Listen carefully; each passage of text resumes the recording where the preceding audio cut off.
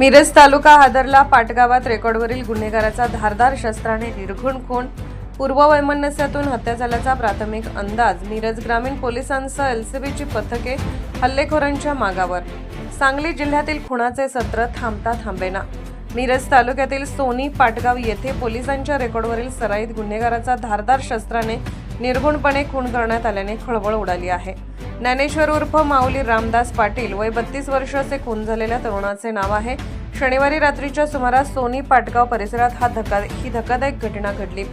प्राथमिक माहितीनुसार अज्ञात हल्लेखोरांनी माऊली पाटील यांच्यावर अचानक धारदार शस्त्राने हल्ला केला। या हल्ल्यात गंभीर जखमी झालेल्या माऊलीचा जागीच मृत्यू झाला। मयत ज्ञानेश्वर उर्फ माऊली पाटील याच्यावर यापूर्वी विविध गुन्ह्यांची नोंद असल्याची माहिती समोर आली आहे। या हत्येमागे जुने वैमनस्य किंवा अन्य कारण असण्याची शक्यता व्यक्त केली जात आहे। मात्र हत्येचे नेमके कारण अद्याप स्पष्ट झालेले नाही। पोलिसांकडून सर्व शक्यता तपासल्या जात आहेत। घटनेची माहिती मिळताच मिरज ग्रामीण पोलिसांचे पथक तातडीने घटनास्थळी दाखल झाले। पोलिसांनी घटनास्थळाचा पंचनामा करून मृतदेह महादेव अँब्युलन्स सर्व्हिसच्या माध्यमातून मिरज शासकीय रुग्णालयात शवविच्छेदनासाठी पाठवला।